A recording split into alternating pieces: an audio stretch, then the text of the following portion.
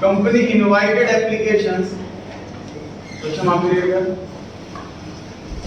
Invited applications for 10,000 shares of the value of rupees 10 each. ये जो लिखा हुआ है of rupees 10 each, इसको अंडरलाइन करके लिखें presumption. जो लिखा हुआ है of rupees 10 each, इसको अंडरलाइन करके लिखें presumption. मतलब कभी अगर ये वाली इंफॉर्मेशन ना दे रखी हो कि एक शेयर है कितने रुपए का, तो हमेशा 10 रुपए ही मानना है. The amount is payable as 3 रुपए एप्लीकेशन पे, 4 रुपए अलॉटमेंट पे और 3 रुपए कॉल. इस क्वेश्चन में कितनी इंस्टॉलमेंट है? 3 इंस्टॉलमेंट है. कितनी एंट्री हुई? 6 एंट्री हुई. The issue was fully subscribed, मतलब ना क्वेश्चन ओवर सब्सक्रिप्शन वाला है ना अंडर सब्सक्रिप्शन वाला है. Subscription at par. जितनी एप्लीकेशन ऑफर करी उतनी एप्लीकेशन आई. Call money is not yet called, अभी तक कॉल मनी मंगाई नहीं. इस वजह से हमारी एंट्री 6 की जगह 4 रह गई. लास्ट की 2 एंट्री कॉल वाली, एक पैसा मंगाने की होती, एक पैसा आने की होती. उसमें लिखा है नहीं मंगाया, तो आया भी नहीं होगा. तो 4 एंट्री रह गई. जो एंट्री मांगी हुई है उसका आईडी बैलेंस शीट बना करके देखो. चलिए क्वेश्चन में इक्विटी या प्रेफरेंस लिखा है क्या? नहीं लिखा तो हमें नहीं लिखी. शुरू हो जाएंगे.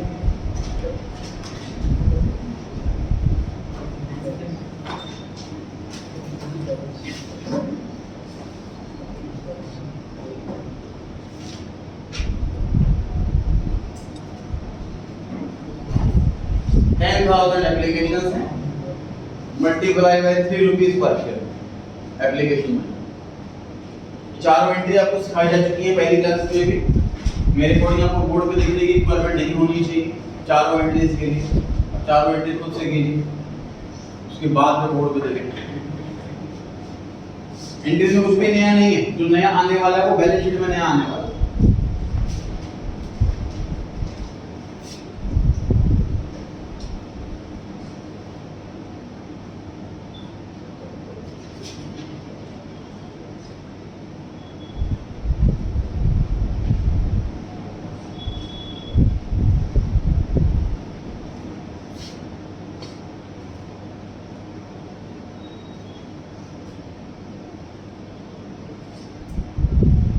सेकंड एंट्री होती है सर शेयर इशू करने की, जिसमें हम एप्लीकेशन का पैसा कैपिटल में ट्रांसफर कर देते हैं. एप्लीकेशन अकाउंट क्लोज हो जाता है, कैपिटल अकाउंट इंक्रीज हो जाता है. थर्ड एंट्री होती है अलॉटमेंट का पैसा मंगाने के.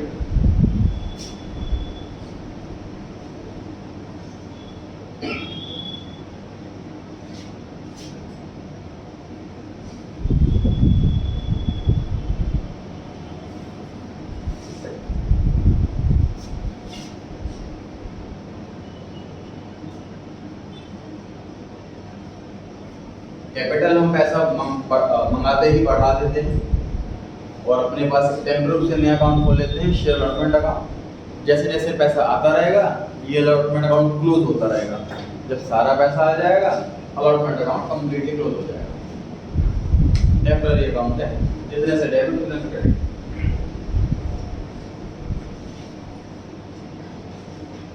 नरेशन सभी की सेम है, तो नरेशन नहीं लिख रहा हूँ.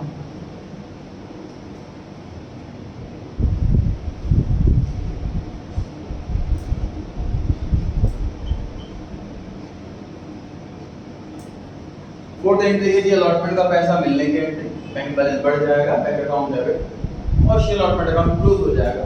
पहले डेबिट हुआ तो अलॉटमेंट अकाउंट, अब क्रेडिट होकर के क्लोज हो जाएगा. क्वेश्चन में कॉल मनी मंगाई नहीं, इसलिए इसकी एंट्री होनी है.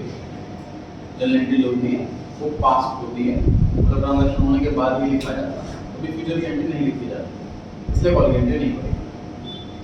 उसमें बैलेंस शीट मांगी है जी. बैलेंस शीट आपने लास्ट क्लास में बनाई थी, सेम फॉर्मेट बनाएंगे.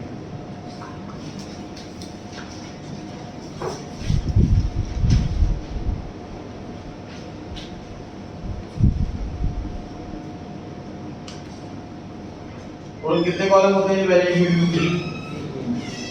3 कॉलम. कंपनी की बैलेंस शीट में 3 कॉलम.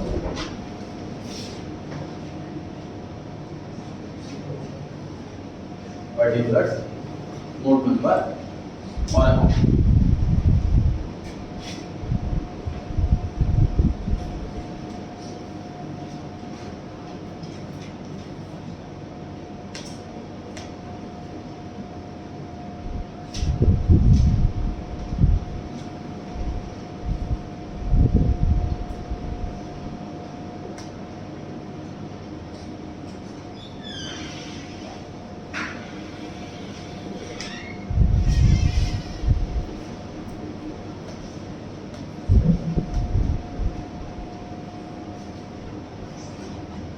पिछले क्वेश्चन तो इस क्वेश्चन के मुकाबले एक फर्क ये है सर कि पिछले क्वेश्चन में प्रीमियम था, रिजर्व था।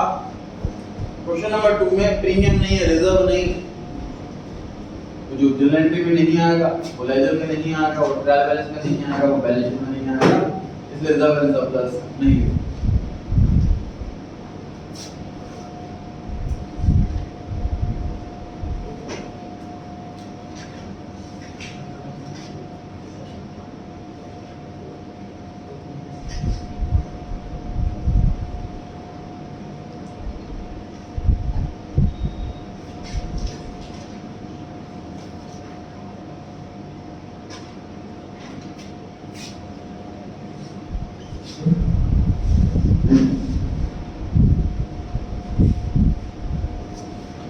टोटल कितने नोट नंबर?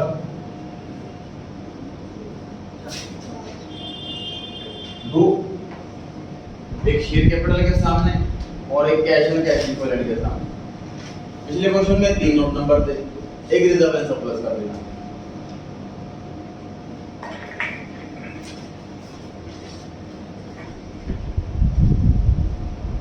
जब भी सर से बैलेंस शीट मांगी हो तो हमें फ्री में नोट्स अकाउंट देके आना होता है।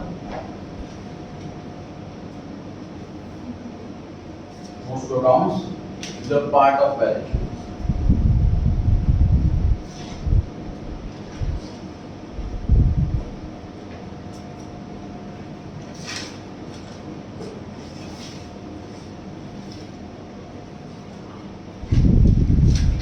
पहला नोट है सर शेयर कैपिटल।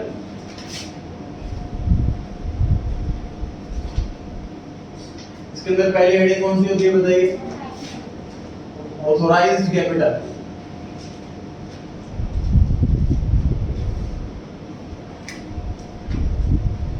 कम से कम 10 क्वेश्चन है बैलेंस शीट के इस चैप्टर में तो क्लास में कवर होने वाले हैं। दूसरा क्वेश्चन में सर पता नहीं रखा ऑथोराइज्ड कैपिटल कितनी है, ब्लैंक छोड़ देंगे नंबर ऑफ शेयर्स वाला कॉलम।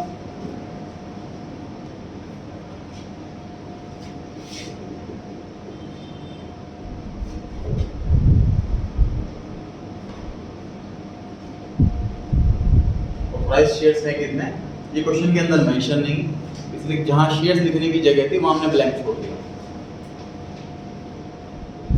इसके बाद एक लाइन छोड़ने के बाद अगली कैपिटल क्या नाम है उसका? Issued capital.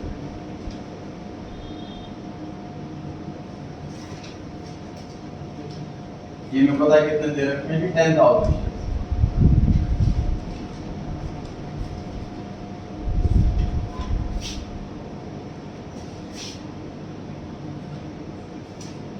मतलब इस कंपनी को टोटल 1 लाख रुपए की रिक्वायरमेंट थी, इसलिए इसने 10-10 रुपए वाले 10,000 शेयर इशू करे। इसके बाद कौन सी कैपिटल? एक लाइन छोड़ने के बाद subscribed capital.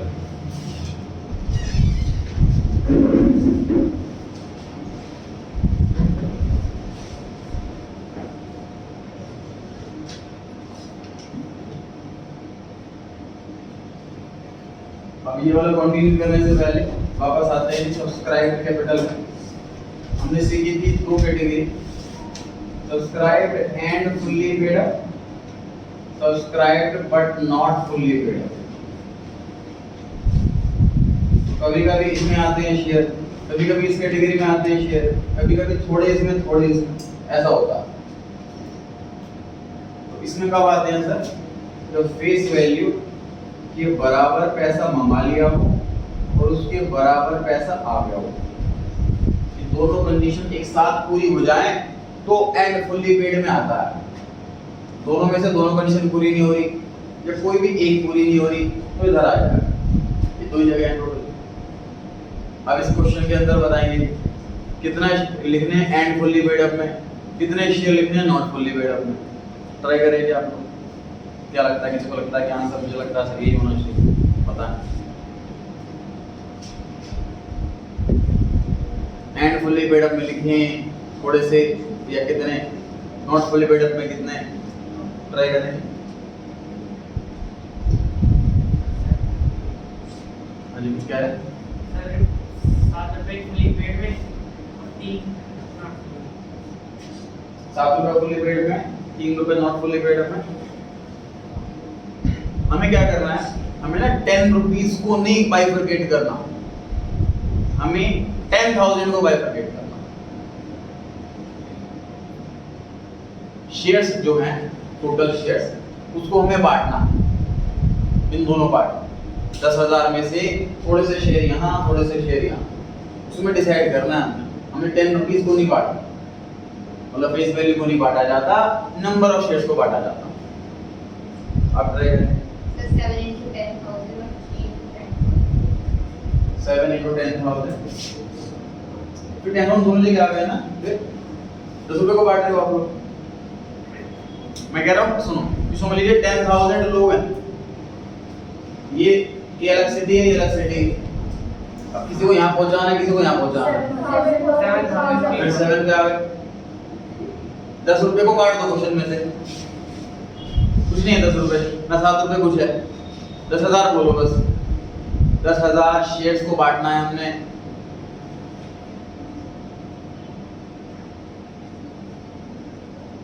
Share fully paid में, 13 नॉट फुल्ली पेड।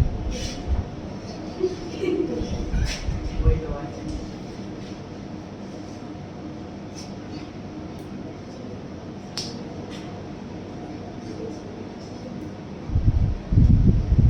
दस रुपए, 7 रुपए, 3 रुपए जो हैं, वो ये डिसाइड करने के लिए फैक्टर है कि हम शेयर्स को कहाँ रखें। हम 10 रुपए को नहीं बांट रहे। जो शेयर्स समझ लीजिए कि यहाँ पे सारे आप सब शेयर होल्डर्स बैठे हो, मान लीजिए आप सब शेयर होल्डर्स बैठे हो, तो जिन शेयर होल्डर्स ने 10 रुपए पूरे दे दिए हैं, वो शेयर होल्डर इधर आ जाओ। 10 रुपए जिन्होंने पूरे नहीं दिए, वो इधर आ जाओ। ये कौन सा है? अब 10 रुपए पूरे किसने भी नहीं दिए इस क्वेश्चन के अंदर, सारे से इधर बैठे हो। हो जा रही है बात? हमने क्या करना है, 10,000 नंबर ऑफ शेयर उसको स्प्लिट करना। मान लो उसमें से कुछ ऐसे शेयर होते कि 2,000 शेयर पे सारे पैसे आ गए, तो 2,000 शेयर यहाँ पे, 8,000 शेयर पर नहीं है तो 8,000 शेयर यहाँ पे। पिछले क्वेश्चन में सारे शेयर्स पर पैसा आ गया था, तो सारे शेयर्स यहाँ बैठे थे। मतलब 10 रुपीज या 7 रुपीज जो है, वो सिर्फ फैक्टर है डिटरमाइन करने के लिए कि शेयर्स को कहाँ बिठाना शेयर्स पे, 10 रुपए को नहीं बिठाना। ठीक है जी? तो 10,000 शेयर्स हैं, सारे के सारे नॉन फुल्ली पेड अप में बैठेंगे, क्योंकि एक भी शेयर पे पूरा पैसा नहीं आया।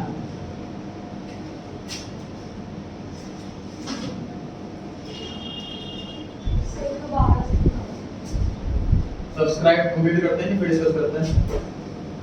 Subscribe but not fully paid.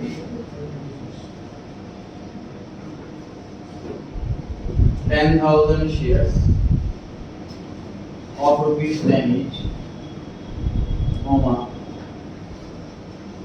₹7 holder.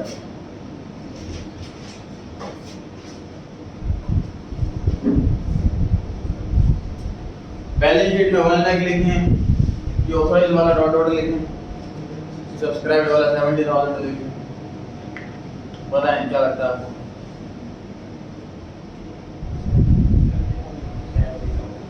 70,000। Sir जो एंट्री होती है वो सब्सक्राइब्ड वाली कैपिटल से होती है, इशूड या ऑथराइज से नहीं। जो एंट्री में आएगा वही लेजर में आएगा, वही ट्रायल बैलेंस में आएगा और वही बैलेंस शीट में आएगा। ध्यान रहे, ऑथराइज और इशूड ये सिर्फ हम शो के लिए लिखते हैं, इन्वेस्टर को इंफॉर्मेशन देने के लिए लिखते हैं।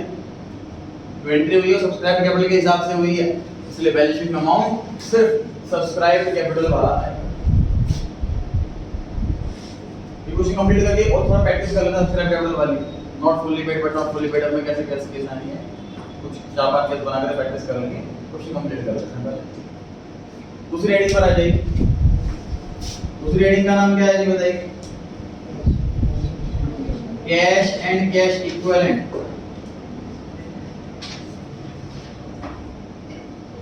इसके अंदर कौन सी आइटम है? सब भूल भाल गए। Cash at bank. Cash at bank में बैंक बैलेंस आना है सर, तो अपने एंट्रीज चेक कीजिए, कितनी बार टोटल आपने बैंक को डेबिट करा वो चेक कीजिए, जितनी बार बैंक को डेबिट कराओ सबको प्लस कर दो, जितनी बार बैंक को क्रेडिट कराओ अगर क्रेडिट कराए तो उसको माइनस कर दो, फिर बैलेंस आ जाएगा। तो देखिए बैंक डेबिट करा 30,000 से, फिर बैंक डेबिट करा 40,000 से, टोटल बैंक बैलेंस 70,000 आ रहा है।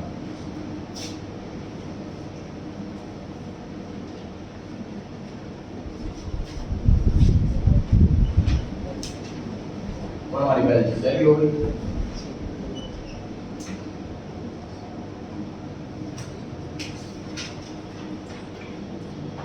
सेकंड क्वेश्चन कंप्लीट हुआ है।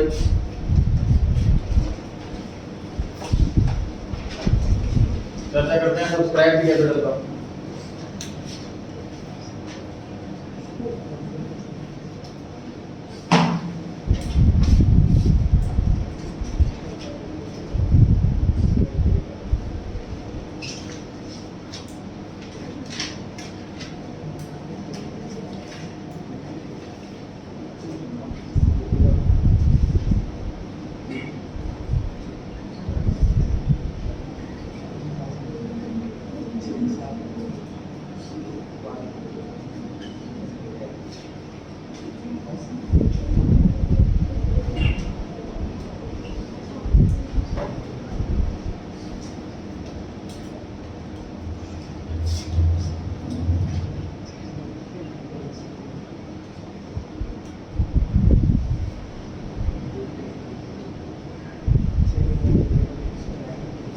चलिए देखते हैं कौन सा केस में आएगा आंसर। कॉल्ड अप दे रखा है आपके सामने, फेस वैल्यू सभी की केस में 10 है और पेड अप दिया हुआ है, और हमें ये ट्राई करना है, जज करना है कि एंड फुली पेड अप में ये लिखे जाएंगे शेयर या नॉट फुली पेड अप में लिखे जाएंगे। कंडीशन कितनी सी कंडीशन, ये फेस वैल्यू के बराबर पैसा मंगा लिया हो और उसके बराबर पैसा आ गया हो, ये दोनों कंडीशन एक साथ पूरी हो जाए तो एंड फुली पेड अप में आता है, अदरवाइज बाकी सारे case not fully paid up में आता है। चलिए जी पहले वाला ट्राई कीजिए। फुली पेड में आएगा सर फेस वैल्यू के बराबर पैसा मंगा लिया, बराबर पैसा आ गया। और सेकंड वाला case not fully paid, face value के बराबर पैसा मंगा लिया, पहली कंडीशन पूरी हो रही है लेकिन बराबर पैसा आया नहीं, दूसरी कंडीशन पूरी नहीं हो रही, इसे नॉट फुली पेड अप में आ रहा है। बताइए थर्ड वाला case not fully paid, face value के बराबर पैसा आ गया, एक कंडीशन पूरी हो रही है लेकिन फेस वैल्यू के बराबर पैसा मंगा, ये वाली कंडीशन पूरी नहीं हुई, दोनों कंडीशन एक साथ पूरी होंगी तभी एंड फुली पेड अप में आएगा। बताइए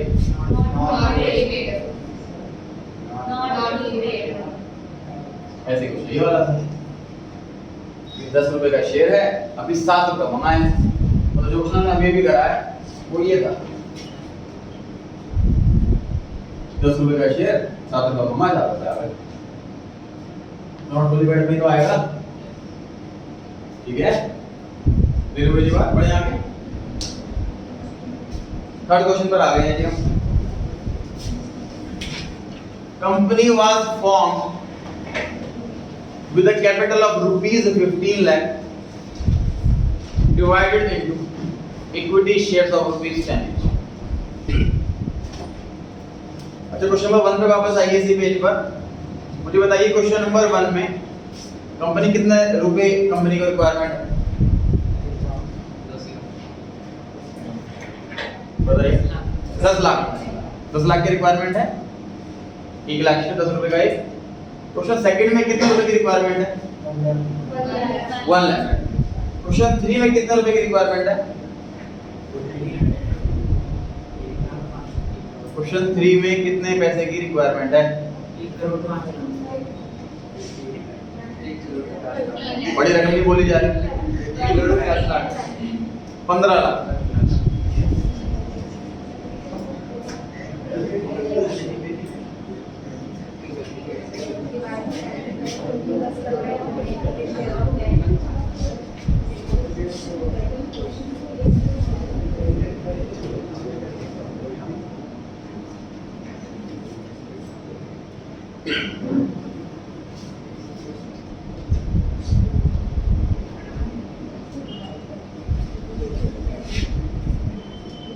देखो दोनों में फर्क देखो।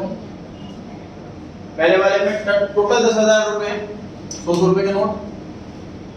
अगले वाले में 10,000 नोट हैं, 200 रुपए के। दोनों में क्या फर्क है? इसमें टोटल मनी 10,000 into 100 करके निकलेगी सेकंड वाले के। मैं कह रहा हूं मेरे पास 10,000 नोट हैं और हर एक नोट 100 रुपए का। टोटल मनी कितनी है वो मल्टीप्लाई करके निकलेगा। इसमें क्या कह रहा हूं मैं कि मेरे पास 10,000 रुपए हैं और 100 के नोट हैं। जब रुपीस गिवन है मेरे पास तो ये ऑलरेडी रुपीस में वही ऑल टोटल मनी ऑलरेडी। मैं इसको डिवाइड करूंगा तो नंबर ऑफ नोट्स आएंगे। ठीक बात है। तो सर ये कैसे पता लगता है कि नंबर ऑफ नोट हैं कि रुपीस के साइन से पता लगता है। क्वेश्चन 1 में नोटिस कीजिए क्या 1 लाख इक्विटी शेयर्स के साथ रुपये का साइन लगा था? नहीं। क्वेश्चन नंबर 2 में नोटिस कीजिए क्या 10,000 रुपये का साइन लगा था? नहीं। क्वेश्चन नंबर 3 में नोटिस कीजिए 15 लाख रुपये का साइन लगा हुआ है? हाँ जी लगा हुआ है। इसका मतलब क्वेश्चन 3 में टोटल 15 लाख रुपए हैं और एक शेयर 10 रुपए का है। इसका मतलब ये 1,50,000 शेयर हैं। फिर हो पा रही है ये बात? एक रुपये का साइन सर हमारा रुपीस गिरा सकता, अलर्ट रहना। प्रोसेस क्वेश्चन में इक्विटी भी मेंशन है तो मैं भी हर जगह इक्विटी मेंशन करना। आगे लिखता है इसमें से 6,000 शेयर हमने वेंडर को इशू करे बिल्डिंग खरीदने के बदले। मतलब हमें देखो बेसिकली होता क्या है सर, कंपनी शेयर क्यों इशू करती है कि पैसे पब्लिक से आए और उस पैसे से वो असेट्स खरीदेंगे बिजनेस चलाने के लिए। तो हमने जिससे एसेट खरीदनी क्यों ना उसी को बटा ले, तो हमारी कंपनी के शेयर ले ले। इतना लंबा प्रोसेस क्यों घूमे हम कि पहले पब्लिक में शेयर इशू करूंगा, पैसे आएंगे, वो पैसे तुम्हें दूंगा तो तुम बिल्डिंग लोगे मेरे को। हमारी कंपनी के शेयर ले लो और मैं बिल्डिंग दे दूँ। ठीक है, तो बिल्डिंग खरीद ली और बिल्डिंग के ओनर को बदले में शेयर इशू कर दिया 6,000। मतलब बिल्डिंग 60,000 रुपीस की हो गई है ना।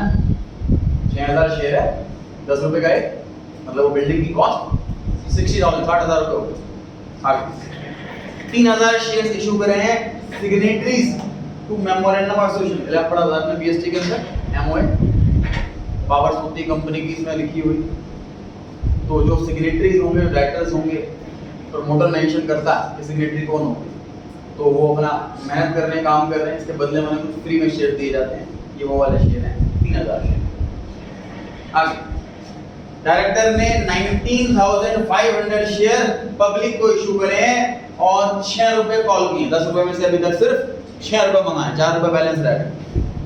And received the entire amount, जितना पैसा मंगाया पूरा पैसा आ गया। Prepare a balance sheet showing share capital as per schedule 3 of the company 2013 from the about hour. इसमें जनरल एंट्री मांगी नहीं सर, डायरेक्ट बैलेंस शीट मांगी। शेड्यूल्स में फॉर्मेट दिए होते हैं कंपनी एक्ट के अंदर, तो जो 3rd नंबर का है उसके अंदर फॉर्मेट दिया हुआ है बैलेंस शीट का और पीएनएल का। इसलिए यहाँ पे शेड्यूल नंबर 3 लिखा हुआ है। ये भी 1 मार्क के क्वेश्चन के लिए मैं याद रखना। बैलेंस शीट का शेड्यूल कौन सा नंबर है एमसीक्यू में आ सकता है। 1 2 3 4 4 ऑप्शन दे देंगे तो 3rd वाला आंसर रहेगा। पीएनएल का भी 3rd, बैलेंस शीट का भी 3rd। 3rd शेड्यूल में 2 पार्ट है, पार्ट 1 बैलेंस शीट का है, पार्ट 2 पीएनएल का है। बनाएंगे फॉर्मेट।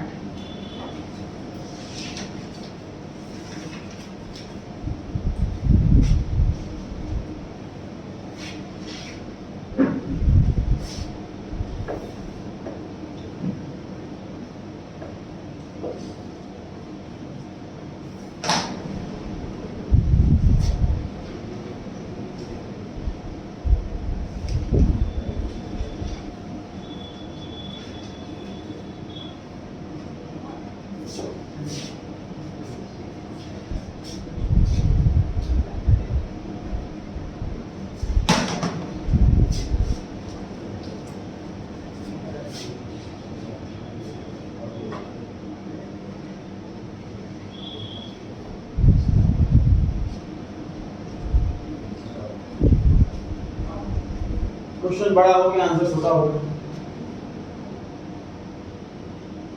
कंप्लीट हो गई ये बैलेंस शीट। कंप्लीट कैसे हो गई?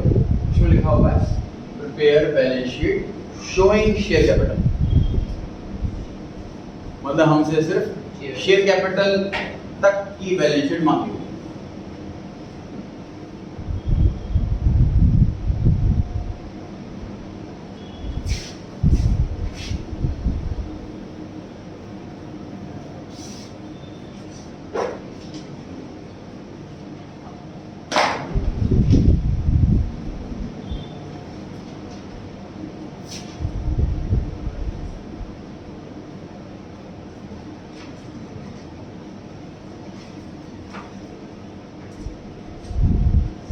नोट्स हो रहा हूं।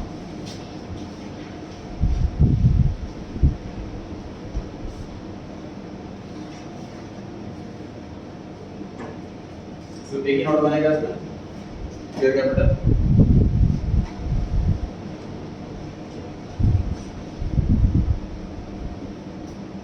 कल संडे क्लास होगी पास्ट एडजस्टमेंट वाले टॉपिक की, इंपॉर्टेंट टॉपिक है। जिसने नहीं कर रखा वो तो आएगा ही, जिसने कर रखा वो भी रिवाइज करने के लिए जरूर आएगी।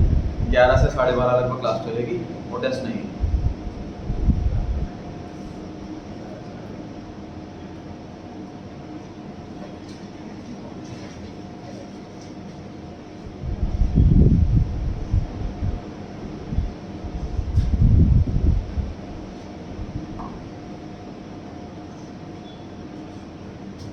अगस्त का ऑफ है सबका, क्योंकि वेब डेवलपमेंट है।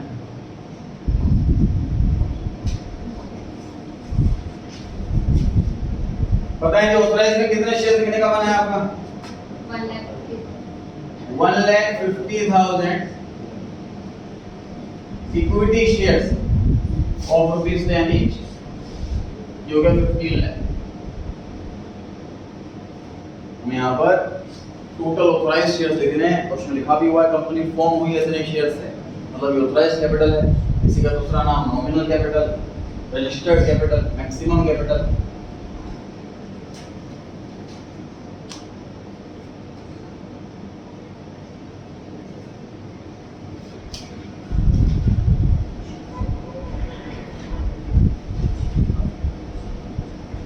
बताइए इशूड कैपिटल में कितने शेयर लिखने का मन है? 28,000।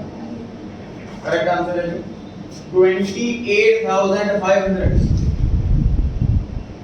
कहाँ लिखा है 28,500? 6,000 शेयर्स इशू हुए, उसके बाद 3,000 शेयर्स इशू हुए, उसके बाद 19,500 इशू हुए। तीनों का टोटल करा हमने, बैलेंस शीट में सबका बैलेंस ही तो आता है। टोटल शेयर इशू हुए हैं 28,500।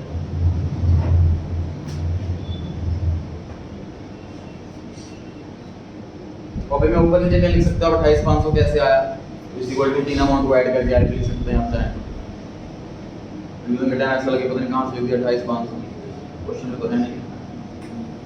इसे लोडिंग कर लें, तो ऊपर नीचे जगह आपको साफ सुथरी जगह देख करके लिख लें 28,500 कैसे आया है। ये तीन शेयर्स को ऐड करके आया है 6,000 प्लस 9,000 प्लस 19,500।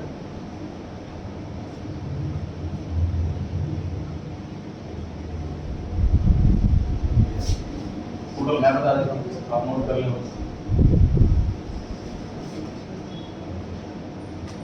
अब आता है कि सब्सक्राइब कैपिटल। अब है चैलेंज, 19,500। कितना लिखना है subscribe and fully paid up में, कितना लिखना है subscribe but not fully paid up में, या फिर कोई एक कैटेगरी में सारा का सारा लिख देना है। ये डिसाइड करना है, दिमाग लगाइए, टाइम लगाइए।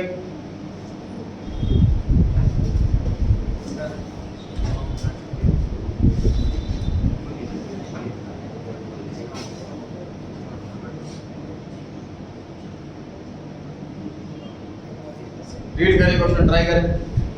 कितने शेयर कौन सी कैटेगरी में आने चाहिए, या सारे किसी एक में? एंड इसमें इसको लगता है कि मेरे को पता है आंसर। हाँ जी बता। सर 9,000 तो फुली में आएंगे, 19,500 नॉट फुली पेड में। करेक्ट है जी बिल्कुल। जो 6,000 और 3,000 वाले शेयर हैं उसमें लिखा भी साफ साफ फुल्ली पेड, फिर वो वाले share subscribed and fully paid पे। और जो 19500 है उनसे भी 6 रुपए मंगाए तो वो एंड फुल्ली पेड में कैसे आ सकते हैं? तो not fully paid.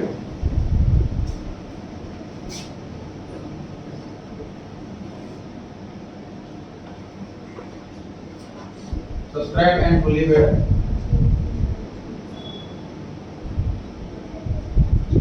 9,000 equity shares of rupees 10, 90,000। इसके बाद एक लाइन छोड़नी है, फिर लिखना आगे। एक लाइन छोड़नी है यहाँ पर।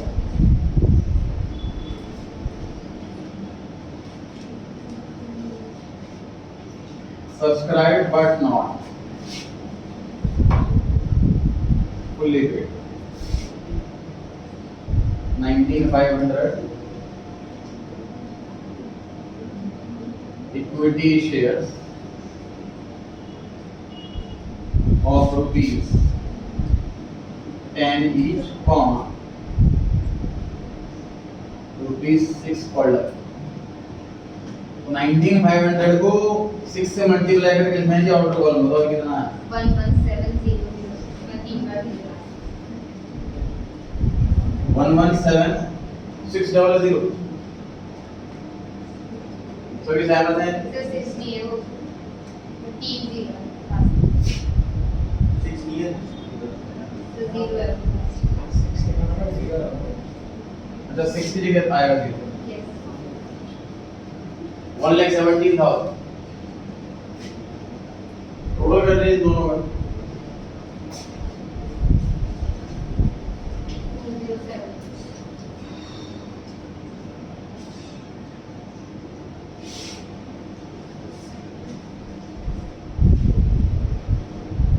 चर्चा करते हैं इसको, नोटिंग करें।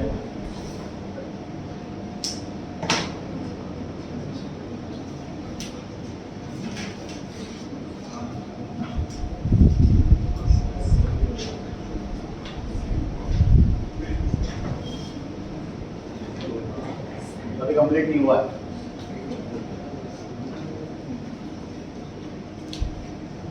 सब्सक्राइब एंड फुल्ली पेड अपने वो वाले शेयर जिसमें फेस वैल्यू के बराबर पैसा मंगा लिया और बराबर पैसा आ गया।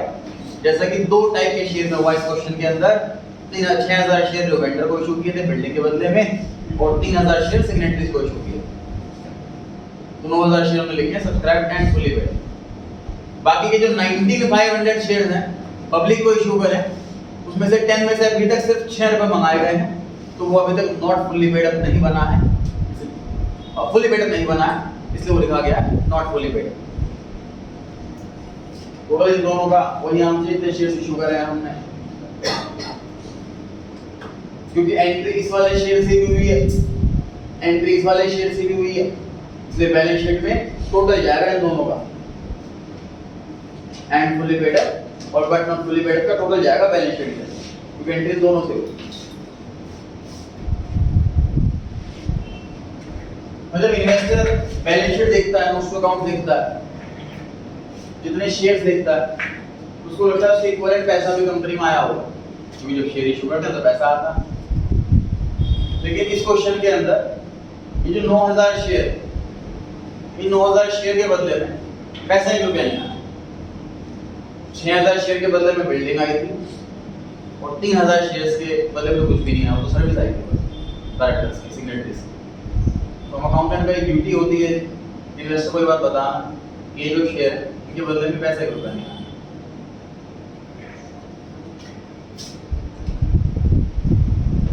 These shares were issued for consideration other than cash। Notes account में मेंशन करना कंपलसरी है सर, आधा मार्क्स कटेगा भूलने का आपके। जब भी कोई शेयर बिना पैसों के इशू हो रहा हो, बदले में पैसा नहीं आ रहा, भले कोई और एसेट आ रही है, कुछ भी व्हाटएवर, पैसा नहीं आ रहा मतलब बस, तो हमें ये इन्वेस्टर को अलर्ट करना होता है कि इसके बदले में पैसा नहीं आया। These shares were issued for consideration other than cash। Technical terms हैं other than cash, consideration other than cash। Basically होता क्या है कि इसकी ना मतलब वैल्यूएशन कराई जाती है। जैसे क्या हो सकता है, डायरेक्टर घपला कर सकते हैं सर कि कोई बिल्डिंग मान लीजिए है 10 लाख रुपए की और हमने खरीद ली 1 करोड़ रुपए में, बदले में शेयर इशू कर दी,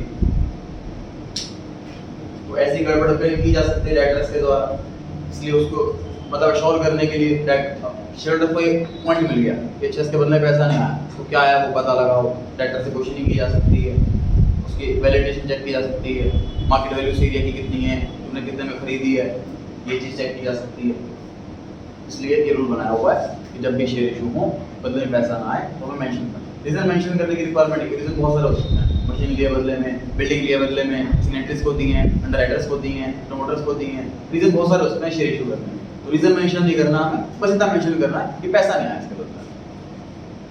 अब आंसर कंप्लीट हुआ है, पढ़ सकते हैं ये आगे। Question number 4, 30,000 shares of ₹10 each. इस कंपनी को कितने रुपए चाहिए? 30,000 के 3 lakh, 3 lakh correct. were issued for public subscription at a premium of 10%। मुझे बताइए इश्यू प्राइस कितना है? इश्यू प्राइस 11, बिल्कुल सही है जी। 10 रुपीज फेस वैल्यू है, 1 रुपये SPR है और 11 रुपीज का इश्यू प्राइस है। इश्यू प्राइस मतलब कितने रुपए में इश्यू हुआ है, वो कैसे कैलकुलेट करते हैं? Face value plus premium. Full amount was payable on application. Sir वहां पे थैंक यू लिख सकते हो आप। सारा पैसा एप्लीकेशन पे ही मंगा लिया, उससे फायदा क्या होगा? एक इंस्टॉलमेंट है, उसका फायदा क्या होगा? सिर्फ 2 एंट्री में काम निपट जाएगा। अगर इंस्टॉलमेंट होती है 3-4 तो 8-10 एंट्रियां हो जाती। चलिए एप्लीकेशन रिसीव हुई 40,000। तो मुझे ये अंडर सब्सक्रिप्शन वाला केस है कि ओवर सब्सक्रिप्शन वाला केस है? ओवर। कितनी एक्स्ट्रा आ गई? 10,000 एक्स्ट्रा आ गई। The board means board directors, a group of directors is called board, a plural of director is board। तो board डिसाइड करता है, इसके पास मैनेजिंग पावर होती है, कंट्रोल की पावर होती है। बोर्ड ने डिसाइड करा है कि अलॉट करेंगे शेयर प्रो राटा बेसिस पर। प्रो राटा अंडरलाइन करके लिखिए, proportionate rate. Pro rata means proportionate rate.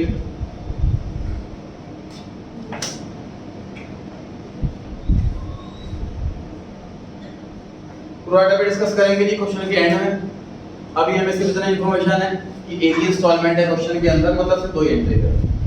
दूसरा इतना पता है कि हमने एप्लीकेशन आ गई 40,000, लेकिन हमने शेयर्स अलॉट कर रहे हैं 30,000।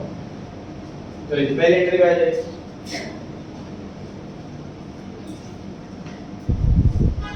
बैंक अकाउंट डेबिट, मतलब इक्विटी या प्रेफरेंस कुछ मेंशन है क्या? हम भी मेंशन नहीं करेंगे।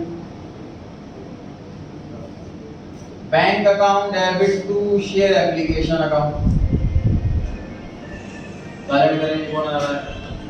अमाउंट पे चर्चा करेंगे। इसमें क्या मल्टीप्लाई बाय क्या? शेयर्स कितने लिए? 10,000 के 30,000 के 40,000? 40,000 सर पहली एंट्री होती है एप्लीकेशंस मनी रिसीव होने की। अब एप्लीकेशन मेरे पास 40,000 आएगी तो पैसा 40,000 पे रिसीव होगा। लास्ट क्लास में डाउट आया था एक स्टूडेंट का कि सर मुझे ये चीज समझ में नहीं आ रही कि आप नेक्स्ट एप्लीकेशन ले कैसे ली? जब आपके पास 30,000 ही शेयर, तो 30,000 एप्लीकेशन आने के बाद रुक जाओ, कोई और एप्लीकेशन लो ही मत। ये एक्स्ट्रा का चक्कर क्यों रखा हुआ? उसका कॉन्सेप्ट पीछे क्या है? पहले बात तो एप्लीकेशन बांटने के लिए, एप्लीकेशन लाने के लिए कोई एक पर्सन नहीं, कंपनी 8-10 ब्रोकर्स को हायर करती है कि आप सब शेयर लिखवाओ। अब हमें एग्जैक्टली नहीं पता कि कौन कितना शेयर लेकर के आएगा। एक वजह ये है। दूसरी वजह ये है कि जब एप्लीकेशंस आती हैं तो हम सिर्फ ब्लाइंडली किसी को भी हम शेयर्स अलॉट नहीं कर देते। हम देखते कि किस कौन पर्सन ने शेयर मांगे और कितने मांगे। हमें लगता है कोई कॉम्पिटिटर कंपनी का पर्सन है और हमारी कंपनी का 20% शेयर्स के लिए अप्लाई कर रहा है, इसके बाद शेयर आ जाएंगे तो वोटिंग राइट आ जाएगी, ये गलत डिसीजन लिया करेगा हमारी कंपनी का, इसको शेयर नहीं देंगे।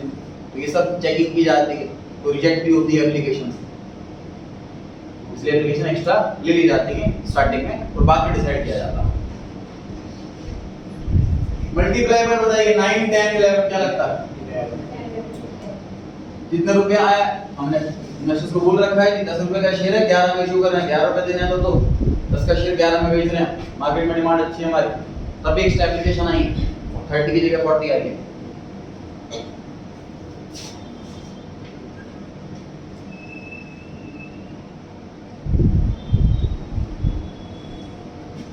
शेयर एप्लीकेशन अकाउंट है to share capital account. Second entry को कंप्लीट करना चाहेगा 2 SPR बोलेंगे रिटर्न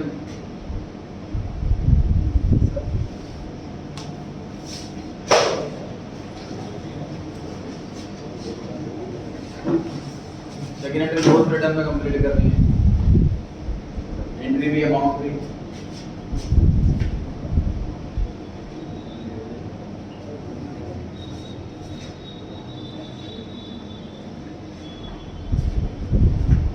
टोटल मत लिखो, मल्टीप्लायर लिखो, इस मल्टीप्लायर है बस।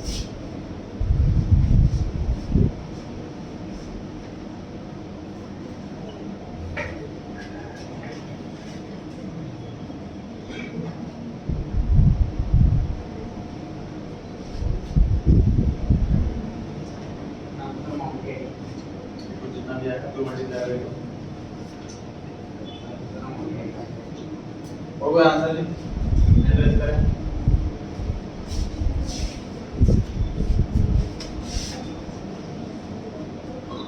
एड्रेस करेंगे वो किसी को लगता है कि मेरे को आंसर आता, मैं ट्राई करना चाहता हूँ, किसी को नहीं लगता।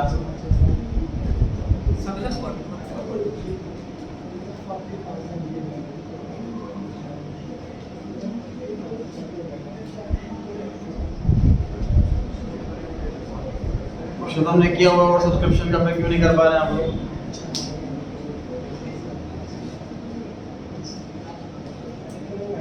$40,000 एप्लीकेशन आई है, बट हमें शेयर्स अलॉट कितने करने हैं? 30,000। 10,000 शेयर्स वालों का पैसा वापसी भी तो करना है, पैसे ले लेते हैं पर वापसी नहीं करना जानते।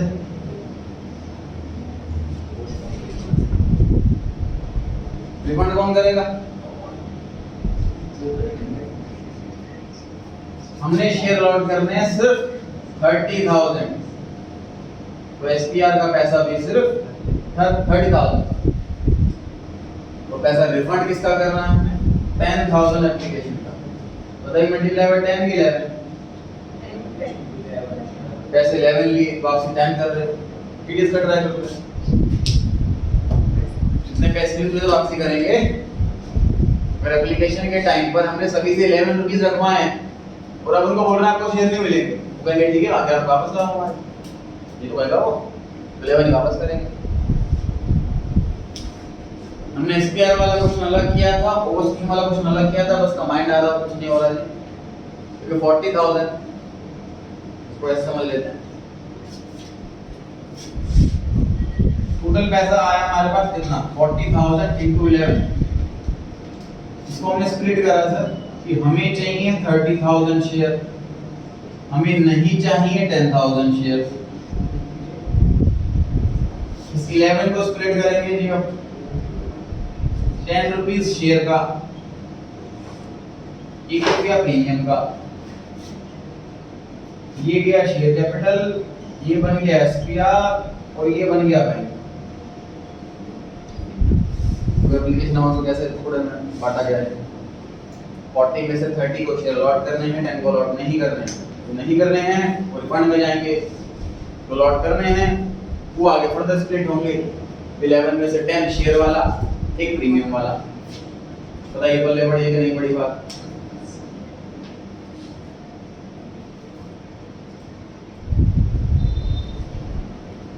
और डिस्कस करते हैं ये इस पर। ये जो लाइन लिखी हुई थी प्रो राटा, अब ये वर्ड लगभग हर क्वेश्चन में आने वाला है 2-3 क्लासेस के बाद। क्वेश्चन 8 मार्क्स का आता है इस चैप्टर में से, और चॉइस में यही चैप्टर आता है। मतलब ये चैप्टर कह रहा है तो मुझे करो या मुझे ही करो, चॉइस नहीं है। और उसमें प्रो राटा जरूर होता है, दोनों ही के। देखिए प्रो राटा है क्या?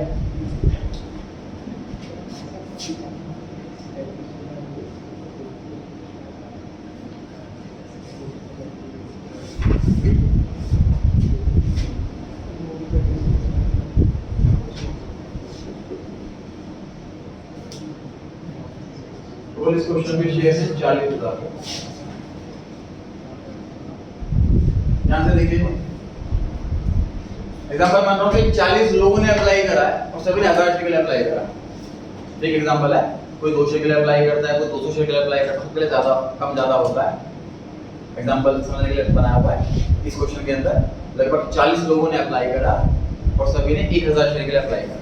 इस तरीके से हमारे पास 40,000 एप्लीकेशन। अब कंपनी के पास देखो क्या मर्जी है, कंपनी क्या तो कर सकती है 40 में से 30 को बोल दे कि आपको शेयर दिए जा रहे हैं और 10 को बोल दे आपको नहीं मिल रहे शेयर, पैसे वापस ले जाओ। ठीक बात है। एक तरीका तो ये है कंपनी के पास, इसको बोलते हैं रिजेक्शन। जो क्वेश्चन में रिजेक्ट एक्स्ट्रा एप्लीकेशन को रिजेक्ट करते हैं। प्रोराटा में क्या होता है, हम रिजेक्ट किसी को नहीं करते, लेकिन लॉट में सारे नहीं करते। ऐसे कैसे? ऐसा ऐसे होता है सर कि सभी को ना प्रोपोर्शनेट रेट से कम कम शेयर देते हैं। मतलब सपोज 1200 शेयर मांगे किसी ने तो आपको 1000 शेयर दिए जाएंगे, 200 शेयर के पैसे वापसी ले। इस तरीके से इसे बोलते हैं प्रोपोर्शनेट रेट। मतलब इसमें कंप्लीट रिजेक्शन किसी का नहीं हुआ, कंप्लीट रिजेक्शन किसी का भी नहीं हुआ। फॉर एग्जांपल मैं 1 लाख शेयर इशू कर रहा हूं, हमने 1 लाख शेयर इशू कर रही है और एप्लीकेशन आ गई 2 लाख, जस्ट डबल आ गई।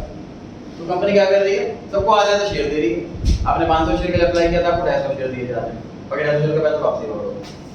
आपने 1000 शेयर के लिए अप्लाई करा था, उसको 500 शेयर दिए जा रहे हैं, बाकी 500 के पैसा वापसी करो। इस तरीके से सबको शेयर अलॉट करें। कंपनी ये नहीं चाहती कि कुछ लोगों के पास ज्यादा शेयर हो, कंपनी ये चाहती है कि ज्यादा लोगों के पास कम शेयर हो। क्या होता है सर इससे?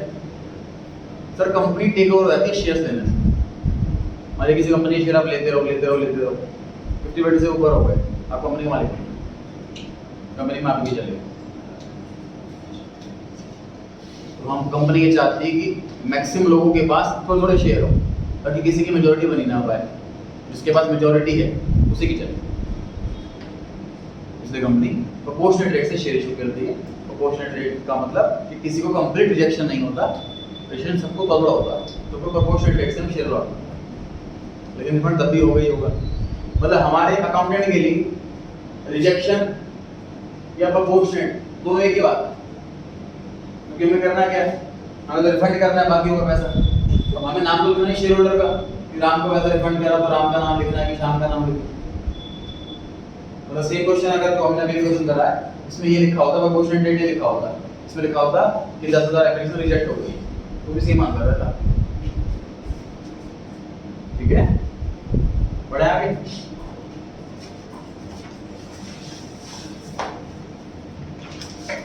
क्वेश्चन नंबर 5 पर आ गए हैं हम।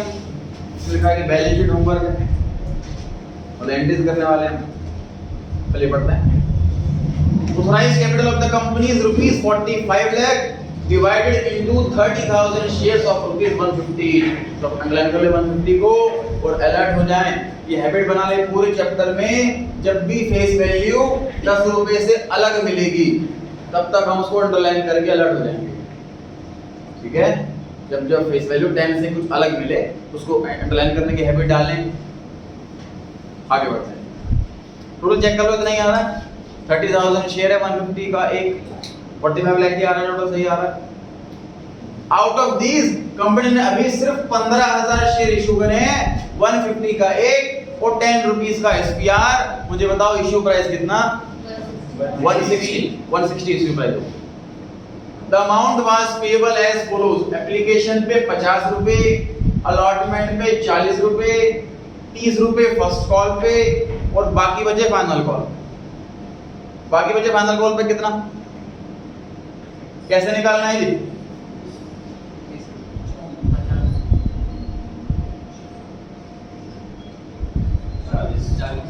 40 रुपए। कैसे कैलकुलेट करना है आपको? आपने देखना है कि टोटल कितना मंगाना है। टोटल मंगाना है 160। 160 में से माइनस कर दो, रुपए मंगा लिया। 160 में से 50, 40 और 33 में माइनस कर दो, तो 40 रुपीस बच गया। फाइनल कॉल पे 4 रुपए और 40 रुपीस। पब्लिक ने अप्लाई करा 14,000 शेयर्स के लिए। बताइए ओवर सब्सक्रिप्शन है कि अंडर सब्सक्रिप्शन है? Under subscription.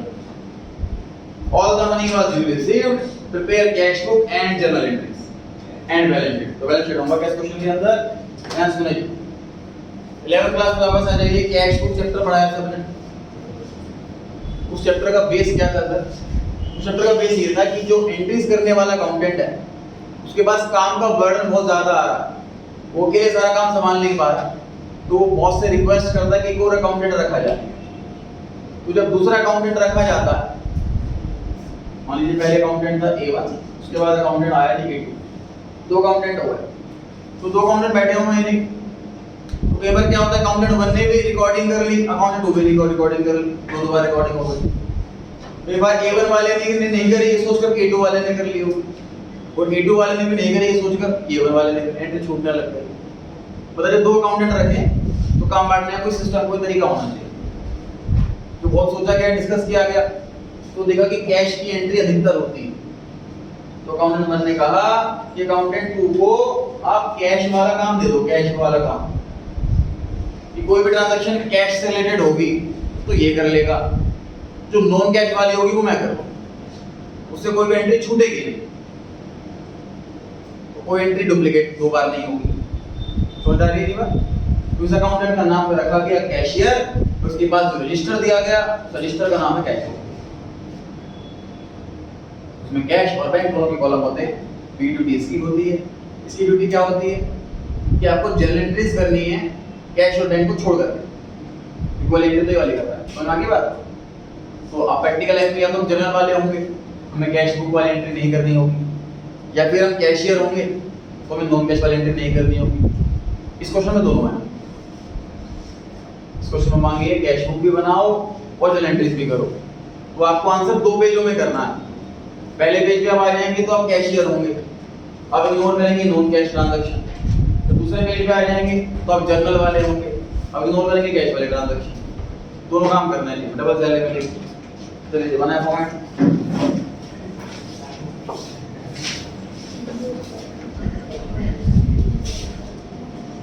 जितनी भी एंट्रीज होती है आपको पता है कि आधी एंट्री बैंक वाली होती है, आधी एंट्री नॉन बैंक वाली होती है, तो आधी कैश को चली जाएगी बैंक वाली।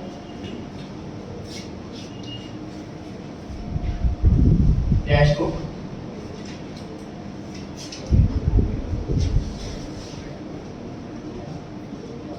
तो कैश बुक में कैश कॉलम वाली एक कैश बुक होती है और एक कैश बुक होती है कैश और बैंक दोनों कॉलम वाली। कोई ऐसी कैश बुक तो होती नहीं है जिसमें सिर्फ बैंक कॉलम हो, लेकिन कंपनी चैप्टर के अंदर हमारा कैश से कोई लेना देना नहीं है, इसलिए हम कैश बुक के ब्रैकेट में ये बात मेंशन करके चलते हैं कि हम सिर्फ और सिर्फ बैंक कॉलम बना रहे हैं।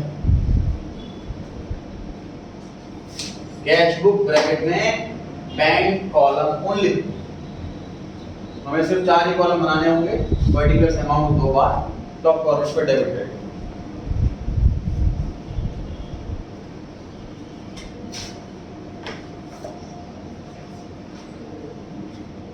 इस क्वेश्चन के अंदर सर 4 इंस्टॉलमेंट हैं, मतलब 8 एंट्री होनी है। 8 में से जो बैंक वाली है वो कैश बुक में, तो बैंक वाली नहीं है वो जर्नल में। पहले वाली बताइए जी, कैश बुक में कि जर्नल में? पहले वाली एंट्री होती है बैंक अकाउंट है, फिडुशियरी एप्लीकेशन इसमें बैंक आ रहा है तो कैश बुक में होगी। इक्विटी लिखा है कि नहीं लिखा? नहीं लिखा।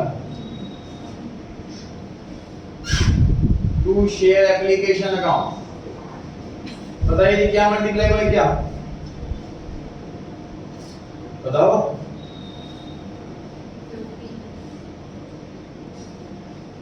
अरे बोलो तो बोलो।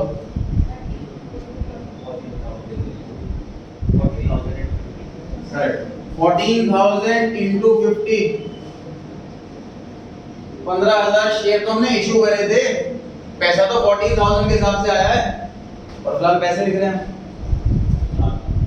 ठीक है, हम लिख एंट्री कर रहे हैं पैसा आने की, पैसा आया 14,000 शेयर से और एप्लीकेशन में 50 रुपए, 7 लाख रुपीस हो गए जी। नेक्स्ट एंट्री होती है एप्लीकेशन टू कैपिटल, इसमें बैंक नहीं आ रहा तो ये वाली एंट्री जनरल में होगी। अब हाफ पेज के बाद कौन सा जनरल का फॉर्मेट, हाफ पेज में कैश बुक आ जाएगी।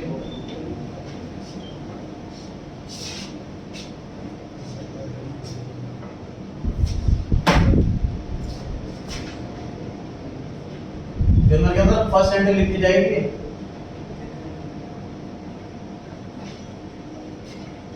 Share application account debit to share capital account.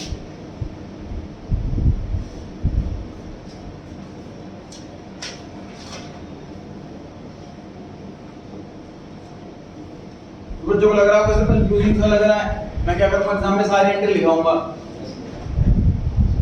तो मार्क्स कटने, ध्यान रखना उसके। तो ये सोचा कि एक्स्ट्रा लिखी है मैंने तो एग्जाम में ढूंढ लेगा, छाड़ लेगा जो उसके काम की। सोच के देखिए प्रैक्टिकल लाइफ में अगर वो जर्नल वाला बैंक की एंट्रीज भी कर ले और कैश बुक वाला भी एंट्रीज कर ले तो अकाउंट में गड़बड़ हो जाएगी। अकाउंट ऐसी चीज नहीं कि एक्स्ट्रा ही तो कर रहे हैं, एक्स्ट्रा करना भी गलत और कम करना भी गलत।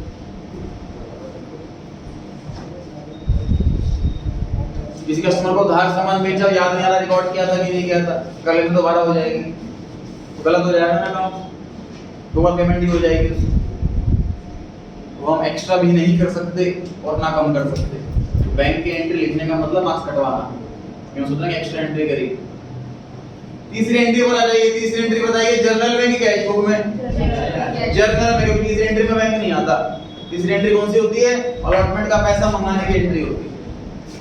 यहाँ पर एक सेकंड लिखा जाएगा,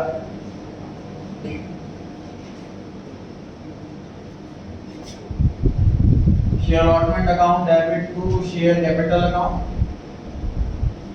और to securities premium reserve account. 14,000 into में 40 30 10 40 रुपीज में प्रीमियम इंक्लूड है, मतलब 40 में से 30 रुपीज शेयर के मंगाए जा रहे हैं, 10 रुपए प्रीमियम के मंगाए जा रहे हैं।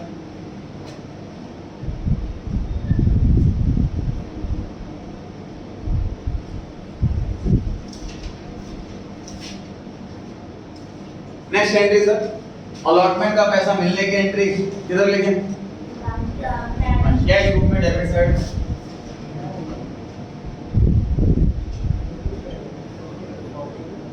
टू शेयर अलॉटमेंट अकाउंट बताइए कैसे अमाउंट आएगा?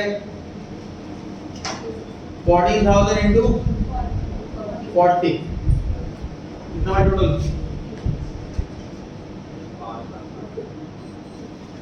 जो ब्रैकेट के अंदर हम लिख रहे हैं ये ऑप्शनल है जी, एग्जाम में आउटर कॉलम वाला फाइनल अमाउंट ही चेक किया जाना। ब्रैकेट में मेंशन कर रहे हैं ये कंप्लीटली ऑप्शनल है, ना इसके मार्क्स मिलने ना इसके मार्क्स कटने।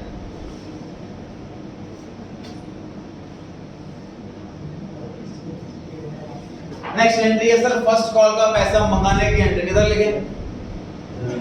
Journal.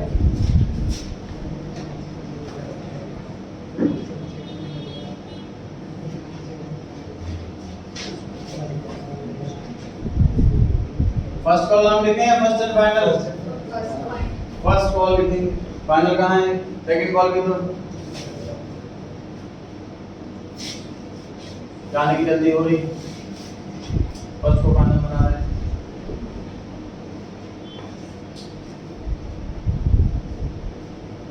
Share first call account debit to share capital account, बताइए क्या मल्टीप्लाई है क्या? 14,000 शेयर्स हैं और 30 रुपीज है फर्स्ट कॉल का amount.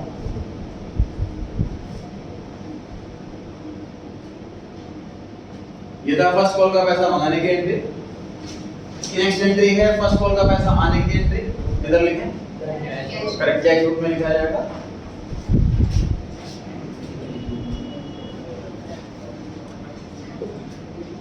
To share first call account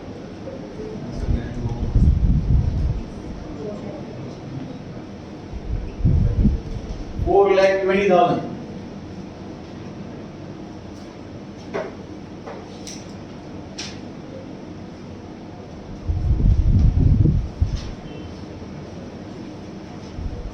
ध्यान रखना लिखते टाइम सब, जब कैश बुक बना रहे हैं हम कैशियर हैं, बैंक वाले ट्रांजैक्शन रिकॉर्ड कर रहे हैं। कैश बुक के अंदर सिर्फ क्रेडिट साइड वाला है, डेबिट मतलब अपोजिट साइड ही रिकॉर्ड होती है पर्टिकुलर कॉलम के अंदर। इधर इसमें बैंक को शेयर करके एंट्री हो रही है तो बैंक तो है कैश बुक के डेबिट साइड उसके अपोजिट साइड लिखी जाती है पर्टिकुलर के बाद नेक्स्ट एंट्री है सर नेक्स्ट ट्रांजैक्शन है फाइनल कॉल का पैसा मंगाने की एंट्री किधर लिखे जर्नल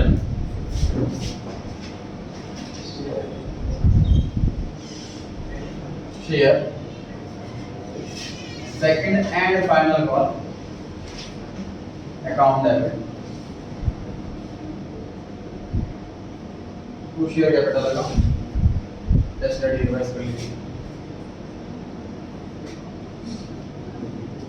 14,000 शेयर्स हैं कितने रुपए कॉल पे 40 रुपए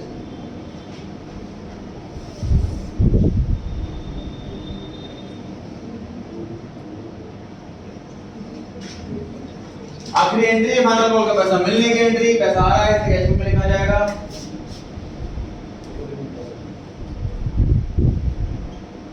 to share second and final call account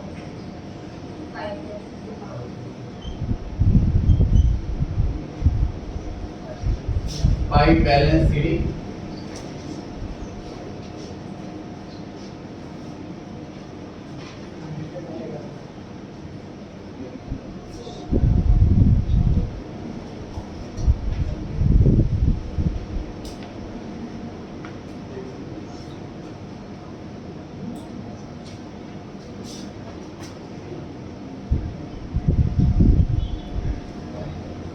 बताइए कितना टोटल